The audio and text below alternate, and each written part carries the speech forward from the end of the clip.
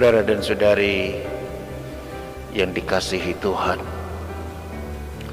sebagaimana saya katakan pada pembukaan tadi, minggu ketiga masa Advent ini disebut sebagai minggu Gaudete.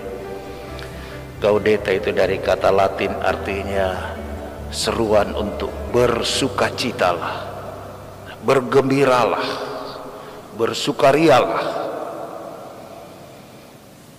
Sebagaimana kutipan antifon pembukaan tadi, Santo Paulus kepada umatnya di Filipi mengatakan, bersukacitalah. Sekali lagi kukatakan kepadamu, bersukacitalah.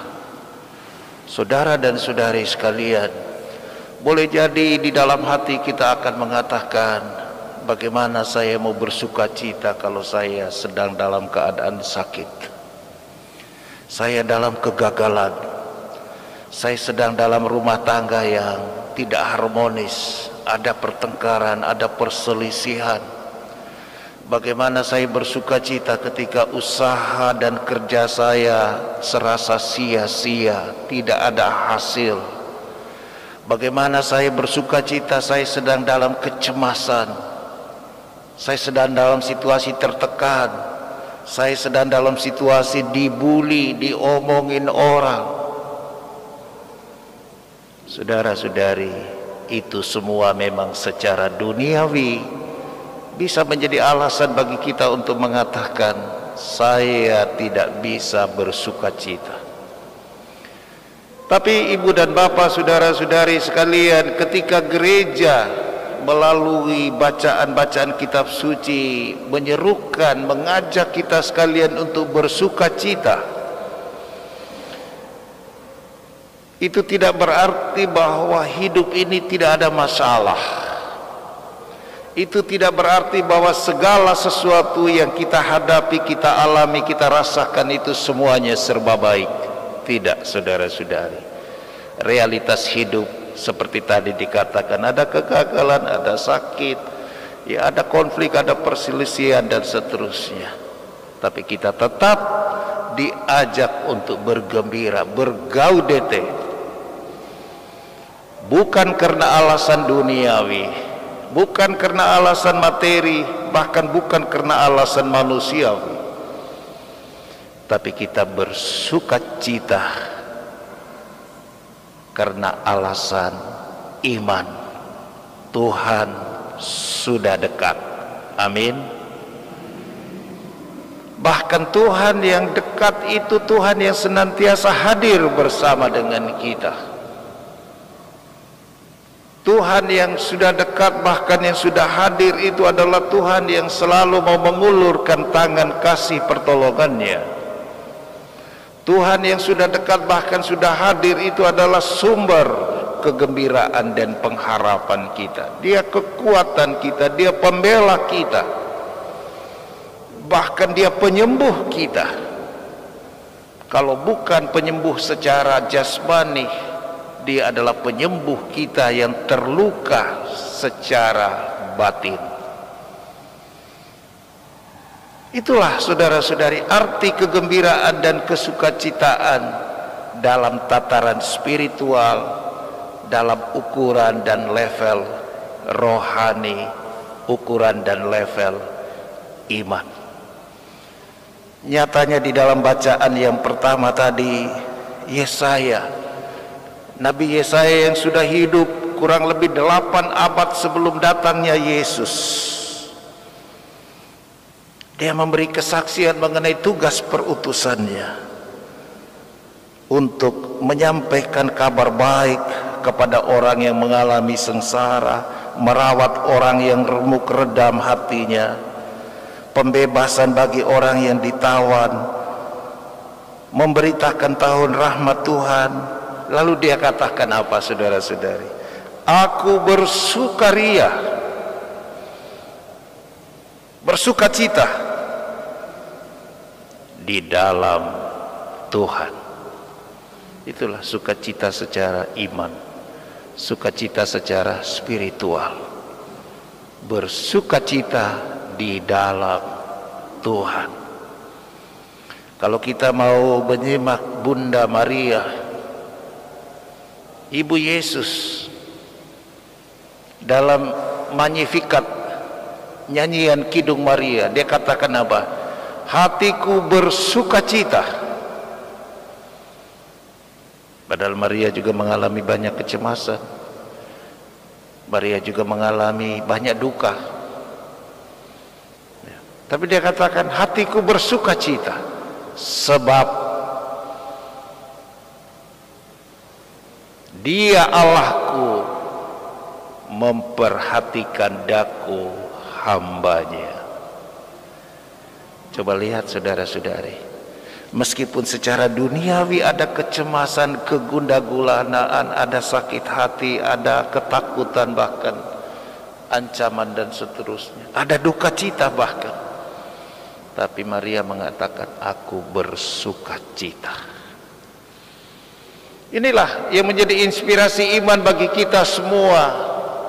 Mari kita hidup di dalam sukacita meskipun dunia ini penuh dengan duka cita. Itulah kedewasaan kita sebagai orang beriman. Orang yang beriman adalah orang yang mengandalkan Tuhan, orang yang merasakan kehadiran Tuhan, orang yang mengalami kehadiran Tuhan. Dan kalau itu yang dia rasakan, dia alami, maka mungkin sakit, mungkin gagal, mungkin juga ditinggalkan, mungkin juga disingkirkan, mungkin juga diperlakukan tidak adil, mungkin juga dibicarakan tidak baik oleh temannya sendiri, tapi dia tidak kegembiraan sukacita. Kegembiraan sukacita secara spiritual, kalau boleh saya impamakan, itu ibaratnya iklim yang sifatnya kurang lebih statis, tetap. Tapi kalau kegembiraan dunia itu cuaca, sewaktu-waktu bisa berubah, ya. Ibaratnya anak kecil lagi susah-susah, dia nangis, tapi dikasih kue, dikasih permen, langsung senang hatinya. Tapi sebentar kuenya habis, dia susah lagi. Nah itu dengan mudah berubah-ubah kalau karena alasan-alasan duniawi. Tapi kalau secara spiritual, secara rohani, bahkan dalam situasi hidup yang sangat tidak baik pun, orang di dalam hatinya tetap memiliki sukacita. Dan kalau dia memiliki sukacita di dalam hatinya sebagai orang beriman, sukacita karena alasan rohani, alasan spiritual, maka dia juga bisa memberikan buah sukacita itu bagi orang lain. Pepatah Latin mengatakan nemo dat quod non habet, orang tidak bisa memberi apa yang dia sendiri tidak miliki. Betul? Amin. Ya. Bagaimana saya bisa memberi sukacita kepada Anda kalau saya sendiri tidak punya sukacita? Maka mari kita memiliki sukacita itu, saudara-saudari. Maka kita menjadi berkat bagi orang lain. Kata Yesaya, aku mewartakan, membawa kabar sukacita bagi orang lain. Hidup kita itu harus menjadi sukacita bagi orang lain, karena kita memiliki sukacita. Dan dengan sukacita, dengan hati yang damai yang kita miliki karena mengalami kehadiran dan karya Tuhan di dalam hidup kita, kita pun bisa mencontohi banyak orang baik, termasuk Yohanes Pembaptis yang disebut di dalam Injil. Yohanes Pembaptis menunjukkan diri sebagai orang yang jujur dengan diri sendiri, jujur dengan orang lain. Ketika orang mengatakan, apakah engkau Mesias? Dia bilang tidak. Apakah engkau Elia yang mendahului kedatangan Mesias? Tidak. Apakah engkau ini seorang nabi besar yang kami nantikan? Dia juga katakan tidak. Lalu orang heran, siapa kau sebetulnya? Dia jujur mengatakan, saya tidak siapa-siapa. Saya ini hanyalah orang yang berseru-seru di padang gurun, persiapkan jalan bagi Tuhan. Dia yang jauh lebih besar daripadaku, dia akan datang. Membuka tali kasutnya pun aku tidak layak. Kerendahan hati. Mudah-mudahan teladan Yohanes Pembaptis, teladan kejujuran, teladan kerendahan hati, juga tugas perutusan Yesaya mewarnai kehidupan kita, menjadi kabar baik bagi orang lain.